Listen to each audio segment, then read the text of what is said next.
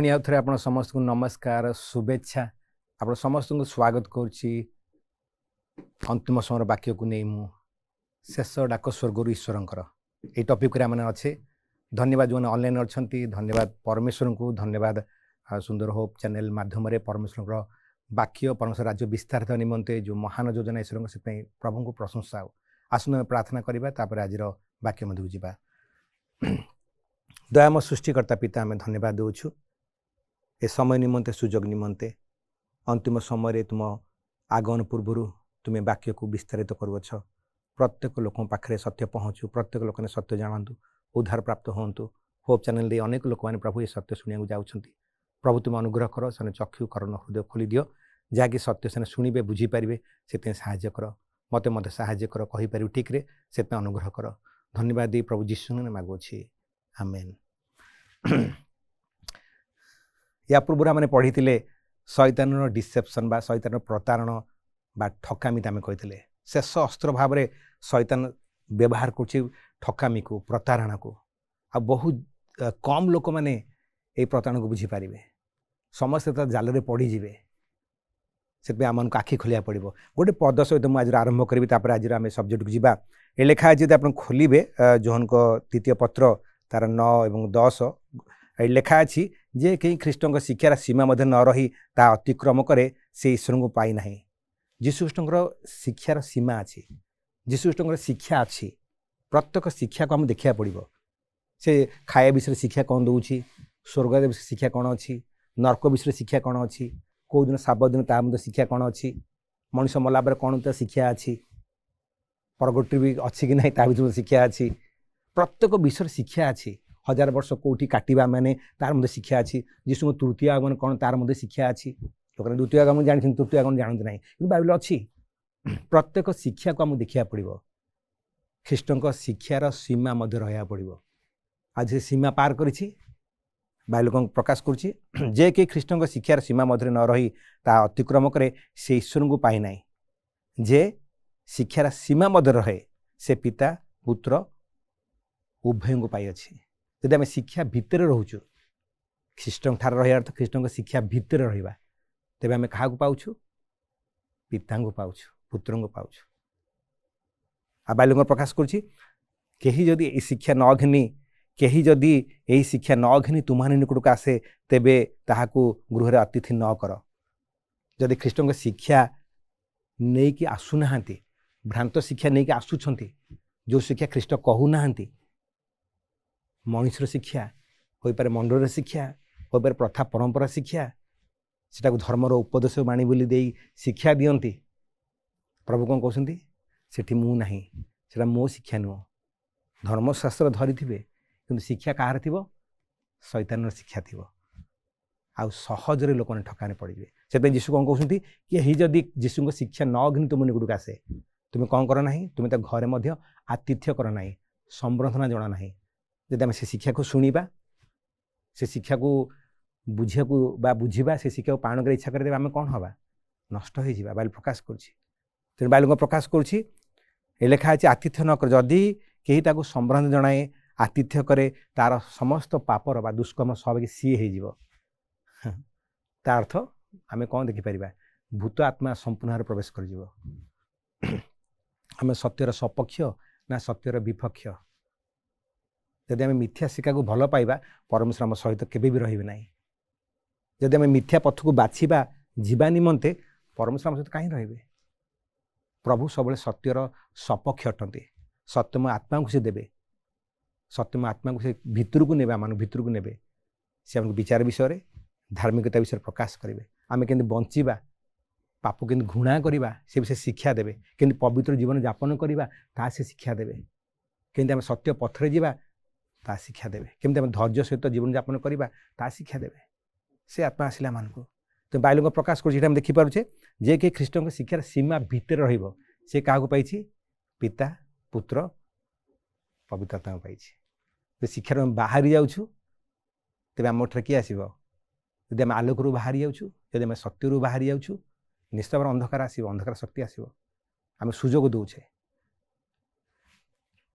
ठीक अच्छे तेणु बाइबल को प्रकाश कर गोटे पाठ को कौन बाछिया माने आम धर्मशास्त्र खोलिबा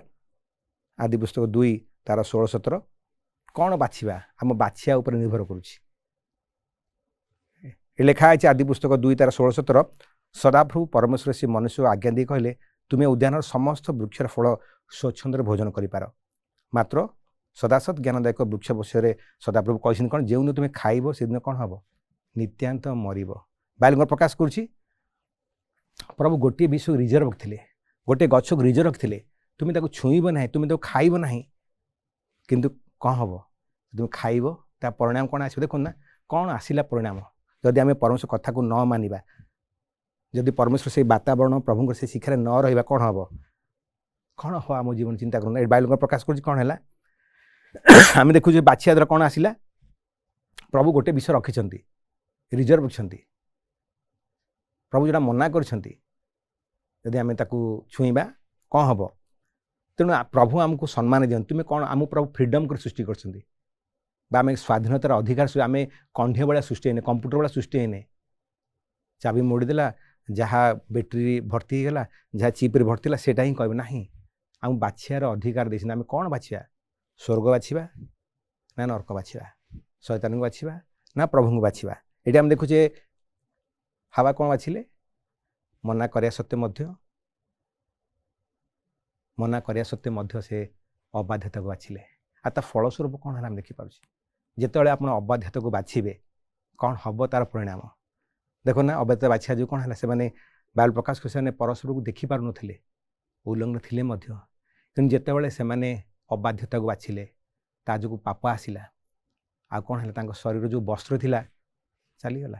से उल्लग्न हो गले कौन है जिते से अबाध्यता को बाछिले आज जब आम अबाध्यता बाछिबा कौन हम आम जीवन में बाइबल प्रकाश कर परस्पर दोष देवा लगिले चिंता करना तिक्तता ईर्षा राग क्रोध अहंकार सब आसीगला ऑटोमेटिक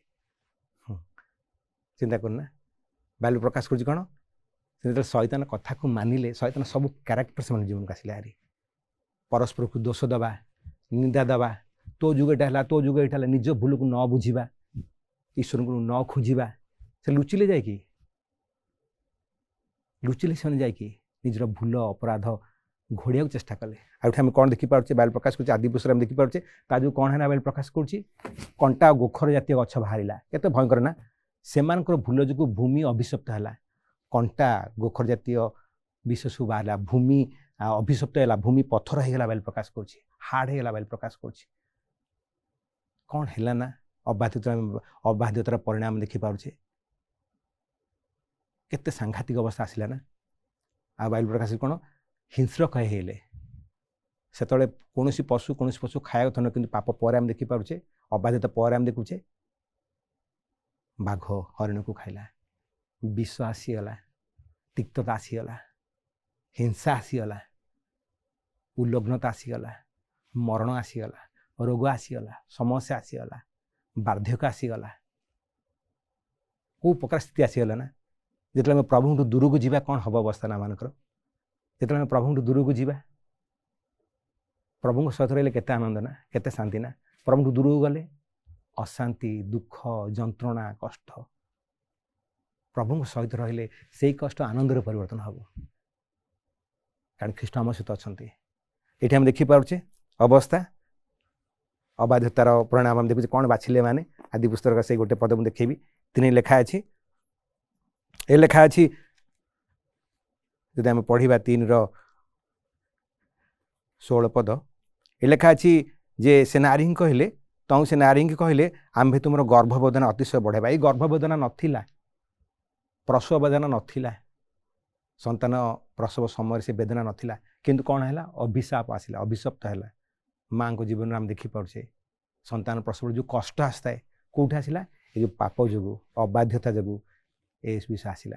देखो भूमि पर प्रभाव पड़ा मनुष्य जीवन में प्रभाव पड़ा प्रकृति पर प्रभाव पड़ा पशु पक्षी पर प्रभाव पड़ा प्रत्येक विषय प्रभाव पड़ा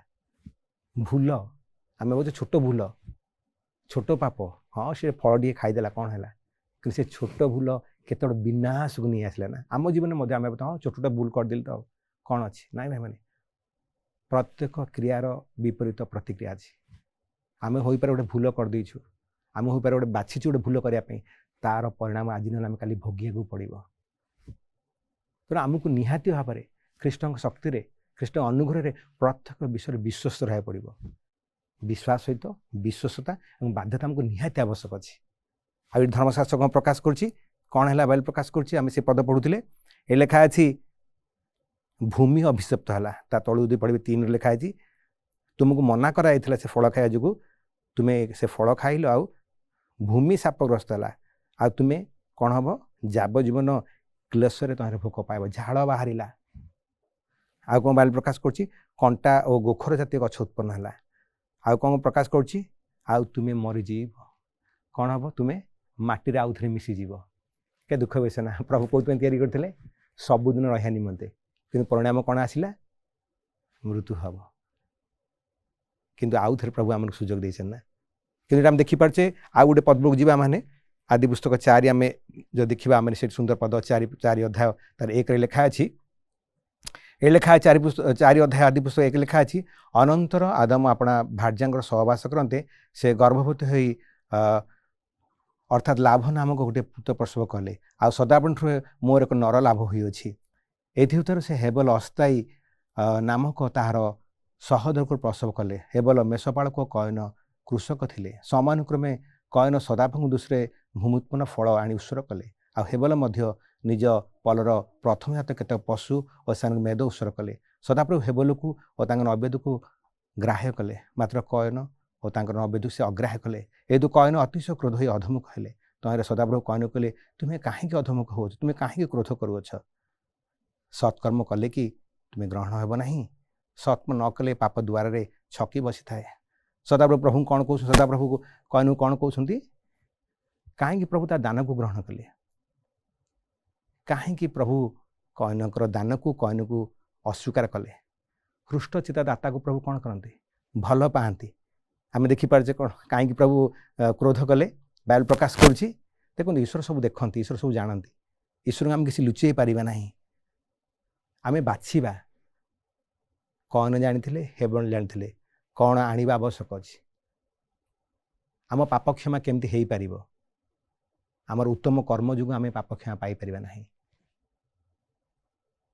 आमर कौन सी विषय आम पाप क्षमा केवल प्रभु जीशुंकर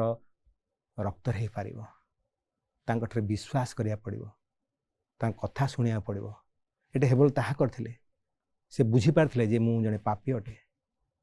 से हेबल बुझी पारथिले से आ से कौन आनी मेष आनी आउ मेष क्या देखुची यही देख आम जौन डुबकर कथा शुणीचे ना जे जगतर पाप भार बोहिनी यही से मेषावक ये से उद्धार करें एदन बारी जिते आदम हाँ पाप कले से प्रभु गोटे कथा कहते तुमर पाप ये ढंका जीव ना से मैंने आम देखीचे ना घाघरा वस्त्र पिंधे पिंधेले पत्र को डिमिरी पत्र घाघरा बन कि प्रभु ना ना ये तुम पाप देखा जा लुचि पार ना प्रभु आउ गोटे कला गोटे मेष मरागला ता चमड़ार वस्त्र से पिंधिले ताजू से उद्धार पाइबे सी मेष एदन बारी से प्रथम मेष बलिदान होता से मेष किए थे से जीशुख्रीष्ट थे से एदन बारी आरंभ करके कालवरी पर्यंत आम देखुचे प्रभु आसला पर से मेष आवश्यक ना आम से थरे मात्र मृत्युवरण कले आ बारंबार आवश्यक ना सी से मेषावक थे बर्तमान से स्वर्गर अच्छा सी आउ थे आसु जगत को आम देखिपारे कयनकर कहानी रे से क्या बाछिले अधिकांश समय लोक कौन बाछि था अधिकांश समय ईश्वर अधिकांश समय लोक ईश्वर को बाछि न ईश्वर कथा को बाछि न आम आउ गोटे आगू जावा 2 30 अध्याय तार 19 परमेश्वर मूसा कौन कहते मु आज तुम्हारे प्रतिकूल स्वर्ग और मर्त को साक्षी कहूँ जे मु तुम सम्मुख जीवन मरण आशीर्वाद अभिशाप रखी आ तुम्हें तुमर वंश जपरी बंचब ए तुम्हें कौन बाछ जीवन को बाछ मरण को बाछ ना आम कौन मनोनीत करवा जीवन को बाछा ना मरण को बाछा आशीर्वाद को बाछा ना अभिशाप को बाछा आम बाछा कौन बाछा प्रभु आमको फ्रीडम ऑफ चॉइस देते बाछार शक्ति देते अधिकार देते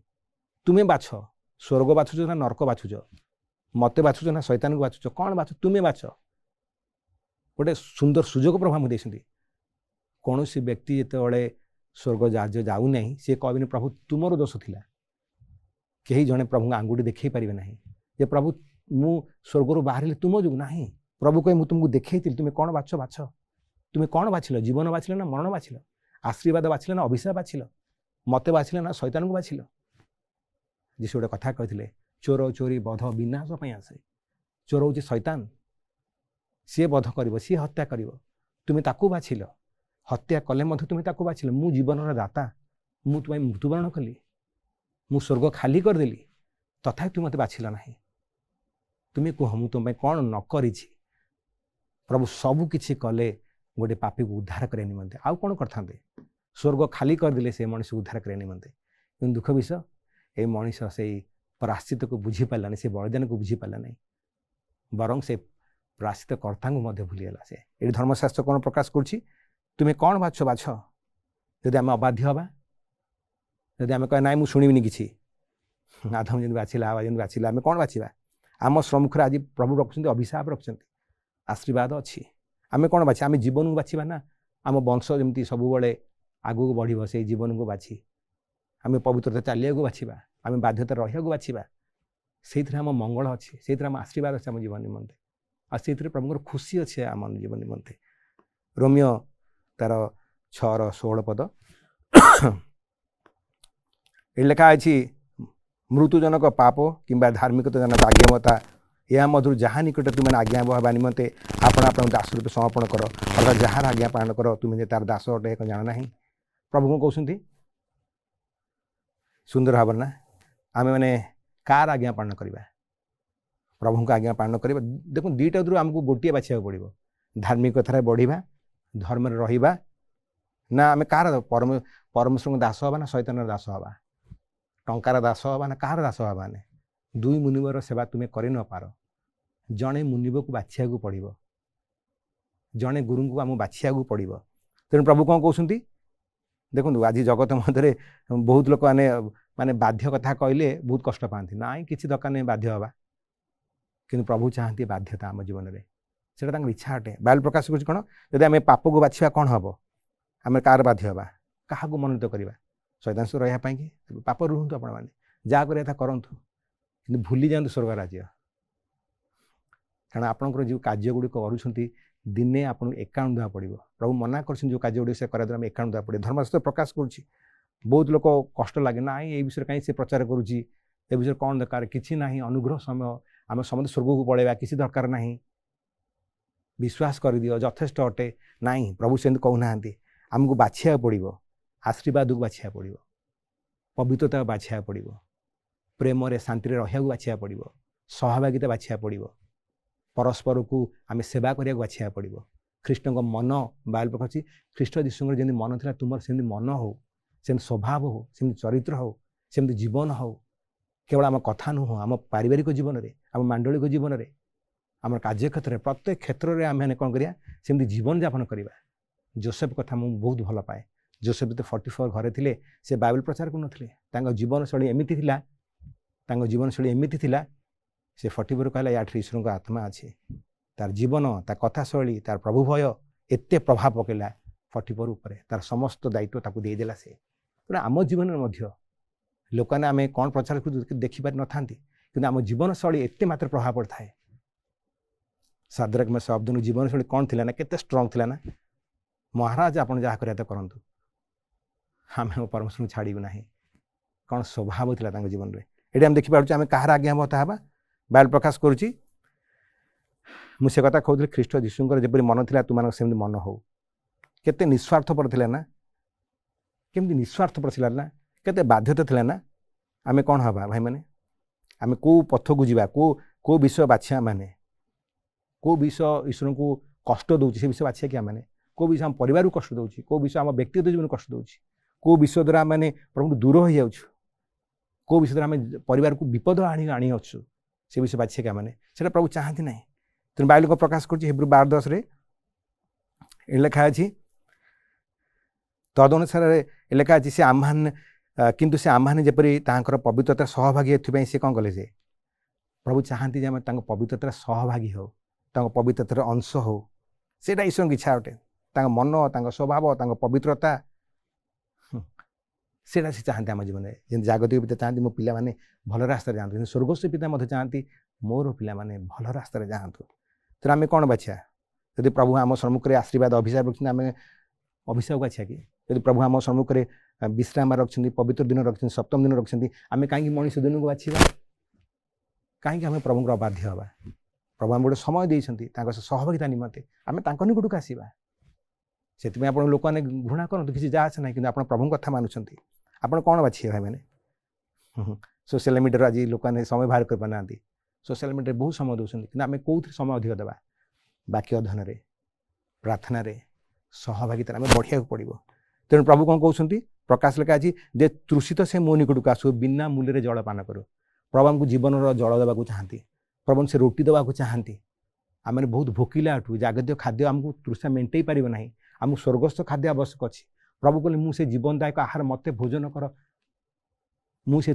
ମୁଁ ସେ ଜଳ ଅଟେ ମୋତେ ପାନ କର। ସେଇ ଆବଶ୍ୟକ ଅଛି ଆମମାନଙ୍କୁ ଆମ ଜୀବନରେ। ସେଇ ଶୋଷ ସେ ଭୋକ ଆମର ହେବାର ଅଛି ଯେ ମୁଁ ସେଇ ଜଳକୁ ପାନ କରିବି, ସେ ରୁଟିକୁ ମୁଁ ଖାଇବି, ତା ଦ୍ୱାରା ଆମ ତୃଷା ମେଣ୍ଟିବ। ଜଗତର କୌଣସି ଖାଦ୍ୟ ଆମର ଭୋକ ମେଣ୍ଟେଇ ପାରିବ ନାହିଁ। ଧର୍ମଶାସ୍ତ୍ର ପ୍ରକାଶ କରୁଛି ନା, ଏ ଲେଖା ଅଛି ନା। ଆମେ ଗୋଟେ ପଦ ଲେଖା ଅଛି, ଯଦି ମୁଁ ଦେଖେଇବି ଜିସା ତାର 1:16 ଲେଖା ଅଛି ତୁମେମାନଙ୍କୁ ସୂଚି କର, ଧୌତ କର, ଆପଣ ଆପଣ ମନ୍ଦତା ଦୂର କର ଲେଖା ଅଛି। କୁକ୍ରିୟା କରିବାରୁ ନିବୃତ୍ତ ହୋ, ସୁକ୍ରିୟା କରିବାକୁ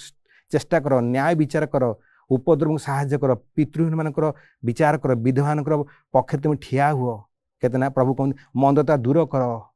କୁକ୍ରିୟା ନିବୃତ୍ତ ହୁଅ। ପ୍ରଭୁ କେଉଁ ପ୍ରକାର ଆମମାନଙ୍କୁ କହୁଛନ୍ତି ନା, ଆମମାନଙ୍କୁ କେଉଁ ସ୍ଥିତିକୁ ଆସିବାକୁ ପଡ଼ିବ ନା ପ୍ରଭୁ ପ୍ରକାଶ କରୁଛନ୍ତି। ବାଇବେଲ ପ୍ରକାଶ କରୁଛି ଆମେ କ'ଣ ପଥକୁ ବାଛିବାକୁ ପଡ଼ିବା। ଜଗତ ଟଙ୍କା ପଇସା ସୁନା ରୂପା ପ୍ରଥମ ଦେବା, ତାପରେ ସମୟ ମିଳିଲେ ପ୍ରଭୁ ନିକଟକୁ ଆସେ ନାହିଁ। ପ୍ରଭୁ କହୁଛନ୍ତି ଏଇଟାକୁ ମୁଁ ପସନ୍ଦ କରେ, ନ୍ୟାୟଚାରଣ, ଦୟା, ଭଲ ପାଇବା, ପ୍ରେମରେ ରହିବା, ଶାନ୍ତିରେ ରହିବା, ପରସ୍ପର ମଙ୍ଗଳ ଚିନ୍ତା କରିବା, ଯାହା ଉପଯୁକ୍ତ ଗୌରବ ବିଷୟ ତାହା ଚିନ୍ତା କରିବା, ତାହା କରିବା ଆମ ଜୀବନ ନିମନ୍ତେ। ଖ୍ରୀଷ୍ଟଙ୍କୁ ପ୍ରଥମ ସ୍ଥାନ ଦେବା ଆମ ଜୀବନରେ। ଖାଦ୍ୟ ଅପେକ୍ଷା